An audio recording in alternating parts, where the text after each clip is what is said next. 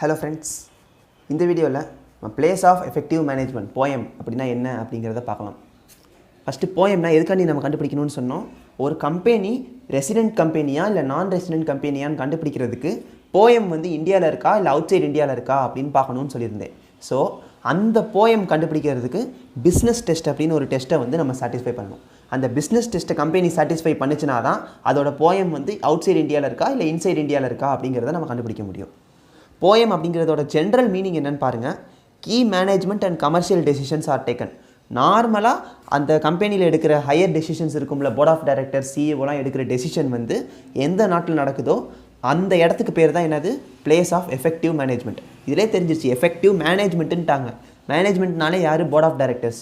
So board of directors எல்லாம் சேர்ந்து maximum decisions எந்த கண்ட்ரியில் எடுக்கிறாங்களோ அந்த கண்ட்ரி தான் ரெசிடென்ட் அப்படிங்கிற மாதிரி தான் இதோட மீனிங். பட் இந்த மீனிங்கை மட்டும் வச்சு நம்மளால் வந்து போயமை டிசைட் பண்ண முடியாது.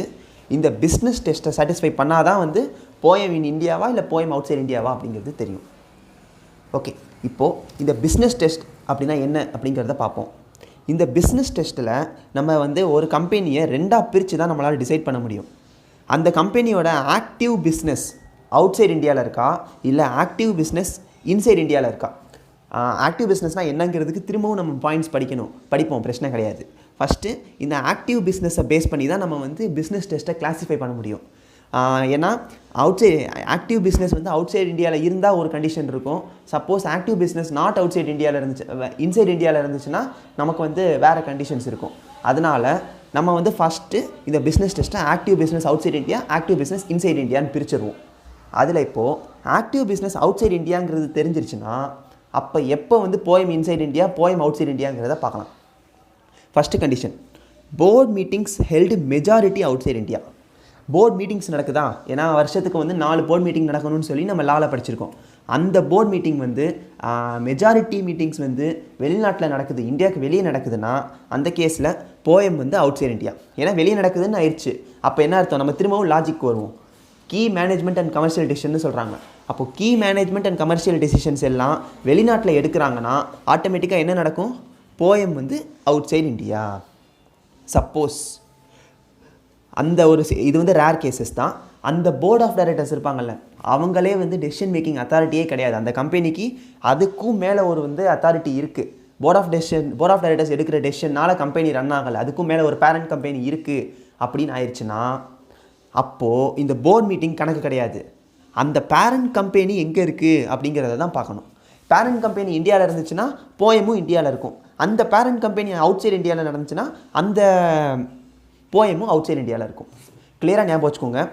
ஃபஸ்ட்டு நம்ம பார்க்க வேண்டியது போர்ட் மீட்டிங்ஸ் எங்கே நடக்குதுன்னு பார்க்கணும். வெளியே நடந்துச்சுன்னா போயம் அவுட் சைட் இந்தியா, இந்தியாவுக்குள்ளே நடந்துச்சுன்னா போயம் இன்சைட் இந்தியா. சப்போஸ் அந்த போர்ட் ஆஃப் டைரக்டர்ஸோட டெசிஷன் பத்தாது, அதுக்கு மேலே ஒரு டெசிஷன் அத்தாரிட்டி இருக்காங்கன்னா அவங்க எங்கே இருக்காங்கன்னு பார்க்கணும். அந்த பேரண்ட் கம்பெனி இந்தியாவில் இருந்துச்சுன்னா போயம் இஸ் இன் இந்தியா, அந்த பேரண்ட் கம்பெனி வந்து அவுட் சைட் இந்தியாவில் இருக்குன்னா POEM is outside India. போயம்னா என்ன, பிளேஸ் ஆஃப் எஃபெக்டிவ் மேனேஜ்மெண்ட்.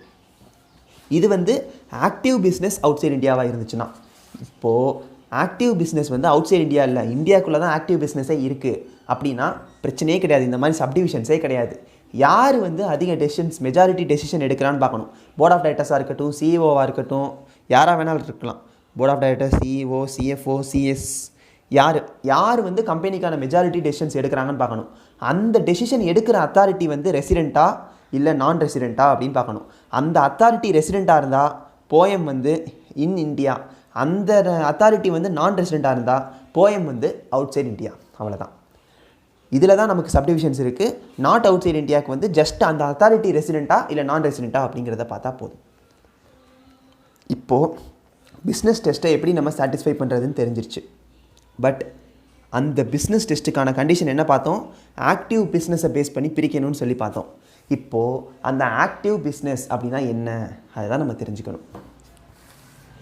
அதுக்கு இந்த 4 கண்டிஷன் இருக்குது பார்த்தீங்களா, இந்த 4 கண்டிஷனையுமே சாட்டிஸ்ஃபை பண்ணால் தான் அந்த கம்பெனி வந்து ஆக்டிவ் பிஸ்னஸ் அவுட் சைட் இந்தியாவா இல்லை ஆக்டிவ் பிஸ்னஸ் இன்சைட் இந்தியாவாங்கிறத நம்ம தெரிஞ்சுக்க முடியும். இந்த 4மே சாட்டிஸ்ஃபை ஆச்சுன்னா அந்த கம்பெனியோட ஆக்டிவ் பிஸ்னஸ் வந்து நாட் அவுட் சைட் இந்தியா.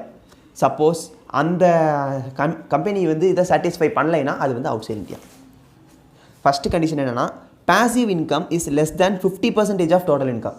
அந்த கம்பெனியோட பாசிவ் இன்கம் வந்து டோட்டல் இன்கமில் 50% விட கம்மியாக இருக்கணும். இது first condition. Second condition, total assets in India, இந்தியாவில் இருக்கிற அசெட் வந்து மொத்த டோட்டல் அசெட்ஸை விட 50% விட கம்மியாக இருக்கணும். தேர்ட் ஒன், டோட்டல் எம்ப்ளாயி இன் இந்தியா, அந்த கம்பெனியில் வேலை பார்க்குற இந்தியன் எம்ப்ளாயீஸோட எண்ணிக்கை வந்து மொத்த எம்ப்ளாயீஸில் 50% விட கம்மியாக இருக்கணும். இது தேர்டு கண்டிஷன். ஃபோர்த்து கண்டிஷன் பார்த்தீங்கன்னா, அந்த எம்ப்ளாயிக்கு செலவு பண்ணுற எக்ஸ்பென்சஸ் இருக்கும்ல, payroll expenses, salary, wages, bonus, நம்ம நிறையா படிச்சிருப்போம். அந்த எக்ஸ்பென்சஸ் எல்லாம் டோட்டல் எம்ப்ளாயிக்கான எக்ஸ்பென்சஸில் 50% விட கம்மியாக இருக்கணும். இந்த 4 கண்டிஷனுமே சாட்டிஸ்ஃபை ஆச்சுன்னா கம்பெனியோட ஆக்டிவ் பிஸ்னஸ் வந்து இன் இந்தியா. 4மே சாட்டிஸ்ஃபை ஆச்சுன்னா என்ன? கம்பெனியோட active business is in India. Suppose இதில் ஏதாச்சும் ஒரு கண்டிஷன் சாட்டிஸ்ஃபை ஆகலைனா கூட இந்த கம்பெனியோட active business outside India. இதுதான் வந்து ஆக்டிவ் பிஸ்னஸ்க்கான கண்டிஷன்ஸ். நல்லா ஞாபகம் வச்சுக்கோங்க. Passive income should be less than 50% of total income. Total assets situated in India should be less than 50% of total assets. Total employee resident in India should be 50% of total employee. Payroll expenditure incurred on resident employee should be less than 50% of total payroll expenses. இந்த 4 கண்டிஷனுமே satisfy ஆச்சுன்னா active business is in India. இதில் ஏதாச்சும் ஒன்று satisfy ஆகலைனா கூட active business is outside India. இப்போது இதெல்லாம் பார்த்துட்டோம். எல்லாருக்கும் ஒரு டவுட் வந்திருக்கும், பாசிவ் இன்கம் அப்படின்னா என்ன அப்படின்னு தெரியணும்ல. பாசிவ் இன்கம் அப்படிங்கிறது வந்து ஜஸ்ட் ரெண்டே இன்கம் தான். ஒன்று என்னென்னா, income from transaction where both purchase and sale of goods from or to associated enterprises. Associated என்டர்பிரைஸ்டேருந்து நடக்கிற பர்ச்சேஸ் அண்டு சேல் ஏதாச்சும் ஒன்று கிடையாது. பர்ச்சேஸ் மட்டும் நடக்குது, சேல் வேறு ஆள்கிட்ட நடக்குதுன்னா அது வந்து பாசிவ் இன்கம் கிடையாது. பர்ச்சேஸும் அசோசியேட்டட் என்டர்பிரைஸ்ட்டை பண்ணிவிட்டு சேலும் அசோசியேட்டட் என்டர்பிரைஸ்ட்டையே பண்ணாதான் அந்த இன்கமுக்கு பேர் பாசிவ் இன்கம். சப்போஸ் ஒரு இன்கம் பாசிவ் இன்கமாக இருக்கணும்னா, இப்போ எக்ஸாம்பிள் சொல்கிறேன். ஏங்கிறது ஒரு கம்பெனி, பிங்கிறது ஒரு கம்பெனி. இந்த 2 கம்பெனியுமே வந்து அசோசியேட்டட் என்டர்பிரைசஸ். இப்போ இந்த கம்பெனிகிட்ட தான் நான் பர்ச்சேஸும் பண்ணுறேன், இந்த கம்பெனிகிட்ட தான் நான் சேலும் பண்ணுறேன்.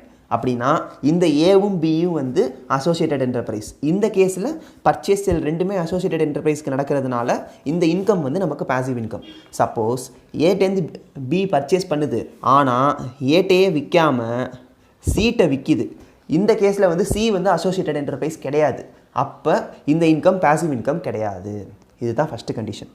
Second condition, royalty, dividend, interest, rental income, capital gain. Royalty income, dividend income, interest income, rental income, capital gain. இந்த இன்கம் எல்லாம் நமக்கு எக்ஸ்ட்ராவாக அடிஷ்னலாக கிடைக்கிது இல்லை, ஃபினான்சிங் இன்கம் ஃபுல்லாக, அது எதுவுமே நமக்கு வந்து நார்மல் இன்கம் கிடையாது. அதெல்லாம் பாசிவ் இன்கம். இந்த பாசிவ் இன்கம் தான் மொத்த இன்கமில் 50% விட கம்மியாக இருக்கணும். That's all. இதுதான் வந்து போயம் கண்டுபிடிக்கிறதுக்கான கண்டிஷன்ஸ் அண்டு டெஸ்ட். ஏதாச்சும் டவுட்ஸ்னால் கமெண்ட்ஸில் கேளுங்க. நெக்ஸ்ட் வீடியோவில் ஒரு சின்ன சம் பார்ப்போம்.